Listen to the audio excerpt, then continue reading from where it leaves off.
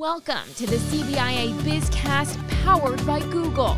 On this podcast, we dive into stories about Connecticut businesses. Downs Construction actually came to my school. And business leaders. I think it's always also really important to be able to see a path forward. We're shaping the future of Connecticut's economy. Thanks for joining us for the CBIA BizCast. I'm Paul Amarone, CBIA's Advocacy Outreach Manager. We are happy to be joined this week by Dr. Ellen Solek, Executive Director of the Connecticut Technical Education and Career System, or CTECS. And also, we're joined today by Brent McCartney, an educational consultant with CTECS. Ellen and Brent, welcome to CBIA BizCast. How are you today? We are both well, Paul. Thank you so much for having us today. It's an honor to be here. Thank you for being here. I think first off, for our viewers and listeners, we're just going to get started with a background of CTECS and what your mission is. Great. So we are a thriving technical high school system of approximately 11,000 daytime students and 5,000 adult evening students. We are comprised of 20 school sites, 2 aerotech sites, and 18 trade school sites. We have almost 2,000 employees working very hard to make us the premier workforce provider in the state of Connecticut, with very talented staff such as Brent and others at the helm, really guiding us in the direction of what the current business and industry needs are and what our student needs are, and bringing those two aspects together to make sure that we can provide the best possible opportunities for students in the trades in Connecticut. So we're very excited to have the chance to tell you a little bit more in detail how we do that and what our true outcomes are to date and where we're headed, in conjunction with CBIA and also with business and industry partners as a part of that whole picture. So again, thank you for the opportunity today to let us tell our story. Yeah, absolutely. I think that takes us right into kind of our next topic. CBIA and across the state, we've seen a shift to a lot of work-based learning in recent years. Can you kind of just take us through some of the trends you're seeing within the system? Sure. So our work-based learning program is seeing a big uptick. So industry has been coming around in a big way to access our students in ways that have never happened before. So currently in our system, we have about 850 students participating in WBL. And so for your listeners who don't know what that is, WBL is where students get to go to work instead of coming to school during their trade cycle. So they're still getting credit with us. They're getting high school credit, but they're also getting a paycheck in their fields. So like I said, we have about 850 students currently participating in that, 261 of which are pre-apprentices. So not only are they getting a paycheck, high school credit, but they're also receiving apprenticeship credit in their license trade. Excellent. And with that being said, have you guys seen an uptick in interest from students? And if so, is there a wait list? We've absolutely seen an uptick in students. In fact, we've also seen a significant uptick in our business partnerships in their interest in accessing our students even before they leave CTECS. And Brent can speak in more specific terms around that, but particularly in the construction trade, where we've discovered ways to provide a work scenario for our students as when they're still in our trade school setting by the age of 16. Yeah, so this year alone, we've had some big things happen. So the Department of Transportation, for instance, has created a high school job class. So we have 10 students currently working for the Department of Transportation in various locations while they're still in high school. We've had UConn has come to the table and hired 11 students. And this morning I was down at the Carpenters Training Center in Yalesville, where aerotech students were doing a training session, and WT&H interviewed some students because they made a big shift in their recruiting efforts. So it used to be you had to be 18 with a high school diploma to enter a union. The Carpenters Union has reduced that to 17, removed the high school diploma, and we went from no students to 24 students now currently in the union. So yeah, a lot of big changes. I think that is changing the narrative. Like, students now know that trades are a viable option. So it's great that industry is coming to the table Yeah, absolutely. And I think that's a perfect segue into what might you say to a parent who might be hesitant about their child getting into the trades? I think there's, that push for students to go to college, which is great. But what might you say to a parent who might have some concerns for you? So there are a couple of major changes that have taken place in the trade-based environment over the last, I would say, 5 years. And certainly, primarily, the change has taken place because it's need-driven, right?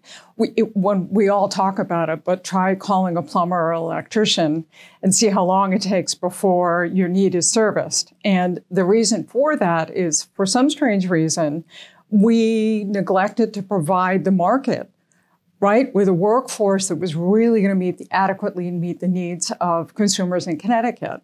That's exactly what we do at CTECS. So we went from being very much tucked in underneath the academic performance standards of high schools across Connecticut. Not that that's a bad thing, because we offer academic programming, but the trades kind of came in second.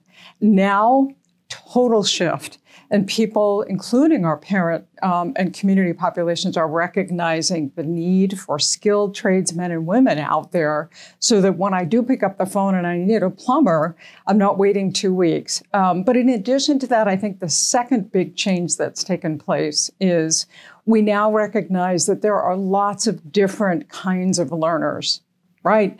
And all of us have been given natural gifts. The students that are attracted to CTECS are students who know innately that they really enjoy working with their hands. They enjoy that kinesthetic, active approach to learning.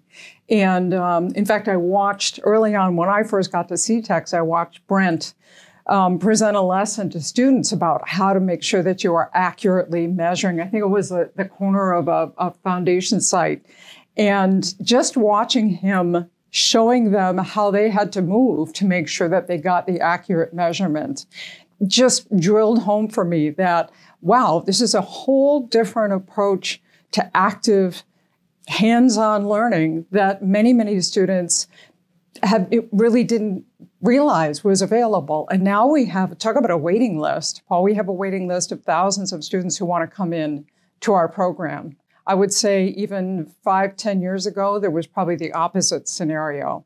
So we've seen some huge swings, and we couldn't be more excited because we're really tapping into that market, and we're tapping into the ability of business and industry partnerships with us to afford students that work-based learning opportunity that Brent is talking about. And so, yes, we're seeing huge growth. It's actually explosive growth. That's great to hear. Explosive growth in a CTECS system is great for the future of our workforce. We always talk about it at CBIA. Our students are the next generation that are going to step in and fill jobs across every business sector there is. We're obviously coming up very closely to the legislative session in 2024. It's a short session. There's going to be a lot going on. What would you guys at CTECS like to see happen in the General Assembly that can help your growth and ultimately help students get into the workforce? Sure. I can speak from experience knowing now that there's some real hurdles getting our students from the classroom into the workforce. And I think some of those hurdles entail certifications that are required by our instructors. Those certifications are important, but I think we need to explore ways that we can expedite that whole certification process. And Brent is an integral part of that now. We've made some strides, but legislatively, we're going to ask for additional support, definitely in that zone, because we traditionally have waited 3, 6, 9 months for instructors who are already practitioners to come to us and actually become instructors in classrooms. So that's probably one seemingly minor hurdle, but actually it turned out to be major. I know that Brent's doing some significant work. He was just actually appointed by the governor to participate in a work-based learning task force to expedite and expand that whole opportunity for students. So I don't want to jump in on that because he's our expert in that area. Yeah, so I was appointed to the State Apprenticeship Council, where they Like I said, 261 of our students are currently apprentices in the state, gaining hours. So a lot of that helps, and I think too, looking into the ability to help students with transportation. That's probably one of our biggest hurdles with WBL, and assistance with that, whether it be assistance in getting the license or assistance in programs to get them to job sites, because we have the workforce. And like I said, currently we have 850 students out there, but there's more that want to go out, and there's some inhibitors there. So that would be very beneficial to have some help in those rooms. Yeah, absolutely. And CBIA will be releasing our policy solutions agenda for the upcoming legislative session. And one of the major points on there is creating a task force to study the feasibility of establishing a bachelor's degree equivalent for second act teachers who want to teach in the trades, which is exactly what you were just referring to. It's taking a lot of time for them to get certified. I know that there's a lot of appetite in the state legislature from not just a trades perspective, but also from an academia perspective, that we would like to see something happen with this to get more instructors, to get those wait lists cut down, and to get students into the system. That way they can more easily get into the workforce. So we certainly will be partners with you guys on that, and we look forward to continuing that dialogue. So you have both been with CTECS for a little bit. Tell us how you got your start. How did you get integrated into the system? Sure. So I started when I was 14. I attended CTECS, and I was a carpentry student there. And I'll tell you, it set me on a path. I later was a residential carpenter and then got into the union. And about when I was 25, 26, I was feeling like I could do something else, something more. And at that time, I had already had a couple of apprentices, and I really enjoyed working with those apprentices and kind of seeing their successes. And a position that happened to open up at Goodwin in New Britain for carpentry. And I was like, what the heck, I'll try. And I got it. And I'll say it changed my life. Working with my students and showing them these skills and seeing their passion really helped reinvigorate me, right? It really helped me kind of find my calling. And then I've been there ever since. So I started in 2010, and I taught there for a number of years, and I've been at our central office for now almost 6 years. And I got to say, I love it. It's very, refreshing to see what we can offer students. I know a lot of this interview, we talked about industry and employers, and those are our outcomes, and that's where we're trying to get it, but it's really all about the kids and getting them there. Absolutely. And any lessons that you've learned along the way in your path to CTECS? Oh, absolutely. I was an educator for a number of years in Connecticut, was both a school leader and a district leader. And it kind of hit a point in my career where I thought, okay, maybe I'm ready to do something different. And lo and behold, got a call from the State Department of Education looking for a very temporary interim superintendent for the state's technical high school system. And I said, sure, I'll sign up and do that for a couple of weeks, which became a couple of months, which, as I just mentioned, has become 3 years in the making. And I'm so honored to be a part of an amazing organization. And if there was anything profoundly life-changing for me, or certainly, as Brent just so well put it, it serves as a calling for me, it's what we talked about earlier, Paul, which is academia is a wonderful and crucially important learning opportunity for students, but so are the trades. And I think for so long, we were almost afraid to utter the words. And now the shift has taken place, and my days are filled with going out into the state of Connecticut's workforce to talk about business and industry partnerships, legislative support, expanding our resources, expanding our physical facilities, and it just doesn't get any better than that. So talk about life-changing. It's really just put an exclamation point on not only the teaching and learning piece, but how does that translate into real-world experiences and success for our students and for our instructors and everyone that is comprised of CTECS. And to be a part of that is just absolutely amazing. Excellent. That's great to hear. And I know we've spent some time on talking about kind of the high school age students, but I know you guys have some adult education programs too. So can you kind of talk about that platform as well? We do. We have a very solid adult education program. It's actually run by a gentleman who also serves in a consultant role and oversees electrical and other trades. Pat Charliglio does a wonderful job. And all of our adult learners come in anytime after 2:30, 3 o'clock in the afternoon, and they're often in those buildings until 6, 7, 8 o'clock at night, working on the machinery, working in different trade areas, and making sure that they're getting their certifications and all the learning levels that they need to go out and jump into the workforce. So it's a thriving program. It's grown every year. I've been at CTECS now for 3 years, and each year it's grown exponentially. So we have quite a market share in terms of the adult learning population wanting to enter the trades, whether because they didn't finish high school or some of them did, but then went on to an academic background and discovered, gee, I'd really like to jump back into the trade area that I left. So there's quite a market for it.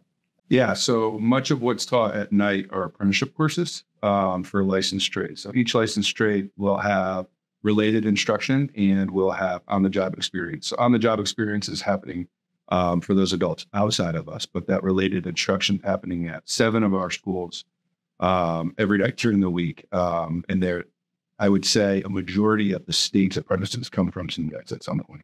Excellent. That's great to hear. Sounds like there's a lot of growth in both high schools and adult education. And we definitely need that. And, you know, our workforce is yearning for young, skilled talent. And you guys are certainly playing a big role in that. So we're happy to help and support where we can. I guess I would like to just kind of hear more about how we can connect the workforce with our employers. So you guys have a lot of students in your system. Can employers reach out to you? Can CEOs of whether it's a manufacturing company or a home builders company, can they reach out to you guys and get access to your students? And how might that work?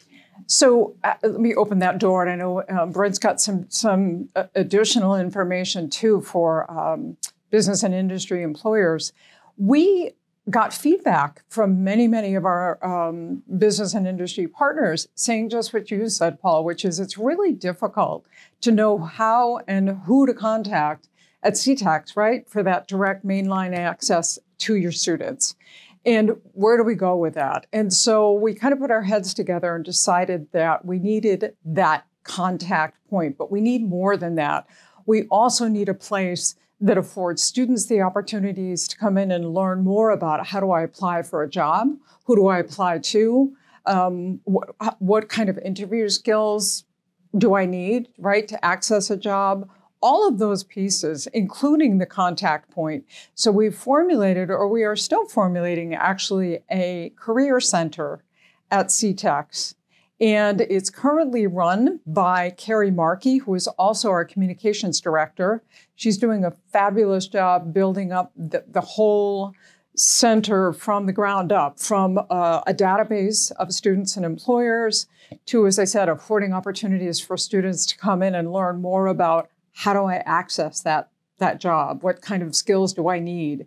And for our employers to know exactly who to contact and how to do that. And I know Brent's been talking too with Carrie about detailing ways that communication can happen pretty efficiently.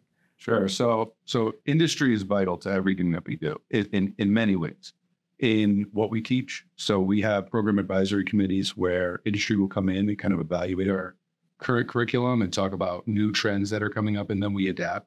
But also on the other end, where we need students to be employed, and then everything in between, whether it be industry certifications, guest speaking, field trips, right? Because we have to show students what these are. So it's vital that we have this connection, but it's very difficult when the teachers have to do it because the teachers have 18 students in front of them every single day. So it's very hard to kind of dismiss themselves from that teaching role to have that conversation. So as Dr. Solek said, the Career Center will have two parts, a physical location in Middletown, but also an online platform, which will be a game changer for CTECS. So in this platform, employers would be able to sign up, have a profile, identify schools they want to work with, and trade teams like to work with. And on the flip side, so will students and staff. So they would say, I'm at cater or carpentry or whatever. And if the trade instructor has an event, like the program advisory committee or something going on, they can message people that they may have never met before. But just by indicating the school of a trade, they're going to hit employers wide range. Well, so can employers. So ultimately, we want employment, but there's a lot of stuff, like I said, in between. Employers want to come in and they want to work with students. They want to expose them to what they do. So like we just had a field trip out to the Children's Hospital in Hartford earlier this week, and DPR Construction showed our students around. And the carpentry that they're doing there is completely different than the carpentry we do in our classrooms, right? So it's strictly residential on our end, and now the students are being exposed to commercial. So all of these things are really important. So through this system, those connections will happen without having to contact a human, right? You can just kind of put it in there and it will be seamless. So it's really going to be a game changer. It's also going to help us with our alumni. So sometimes there's more employment opportunities than a particular location would have. So our alumni will also be a part of this database and be able to reach out to those employers for those employment opportunities also.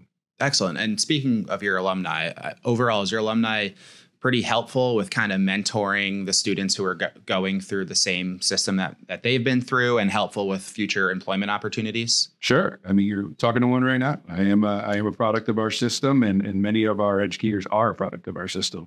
And many of our employers who come back and give back are products of our system. So yeah, our alumni is very strong in helping us with our students. If an employer wanted to reach out to you guys today or tomorrow about potential students to get them into the workforce pipeline, how would they do that? So it's a link, and hopefully we can put it in the bio here, but it's ctec.org /get involved. And this is our employer page. So there's a lot of information here. A lot of what we've been talking about with WBL and how to get involved will be there. There's also a sign-up sheet there for the Career Center. So we're hoping for a launch in March. But people can kind of jump the gun, get their email on there now, so they'll get a notification when that Career Center does launch. And you can also see more about our programs in there. So today I feel like we were heavy on construction. I'm the construction consultant, if that was why. But we do have 31 trade programs. We have everything from the technology fields, IT, mechatronics, to manufacturing, automotive, healthcare, hairdressing, culinary. I mean, we have a plethora of trades. Each one of our schools is slightly different. So we're in Hartford right now. Princeton's right down the street. They have 15 trades. We have some schools that have 9 trades and everywhere in between. And those trades are strategically picked for the community that school serves. So we make sure that, we are aligned to industry. So each one of our schools has a unique trade profile to make sure that we're meeting those needs. Can you talk to us a little bit about community involvement and community engagement outside of the CTECS system, bringing in whether they're employers, other education systems, other partners? Want to touch on that a little bit? Sure. Paul, that directly relates actually to a lot of the work that fundamentally we do in the Career Center launch, as well as recognizing that the communities like the one I live in, which happens to be in Bristol, Connecticut, has over 100 thriving trade shops as a part of its community. And shame on us if we don't recognize that, right? And bring them in to what we're all talking about, which is formulating those partnerships and support services for business and industry. And most important, looking at in manufacturing, construction, plumbing and heating and HVAC, auto body. Those are all traditionally smaller shops, particularly in Bristol. And so how do we incorporate them as a part of what we're doing and a part of what we're seeing?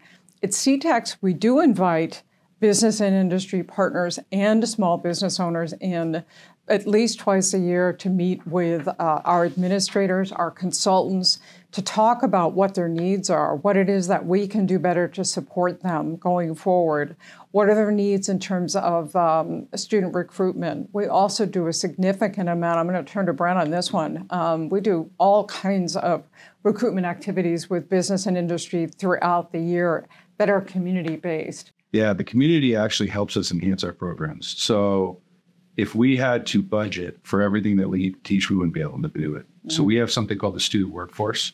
And this is where we provide services in each one of their trades. So you can come in and get your hair done. Some schools have hairdresser. You come in and have lunch at schools, have your vehicle work done. We have a full construction profile. So we're building we're out there building houses, we're building additions, doing service swap outs. So the community is getting a need, met at a reduced cost, but so are we. So we're giving our students real world experience. And it's really one of the things that makes us unique in the technical high school world, that we have this ongoing business. So the students are a part of looking at the job initially, contracting it, whether it be documenting what's wrong with the car and the VIN number and all of that, or looking at a job, measuring it and drawing it. They're part of that whole process. And then they're also part of completing the project as they go. So it's a great experience. It gives them that real world experience. We always like to end these episodes with some sort of reflection. So are there any success stories that are kind of close to each of your hearts that you might be able to touch on a little bit, whether it's a student, whether it's something that you've experienced, throughout your time at CTECS?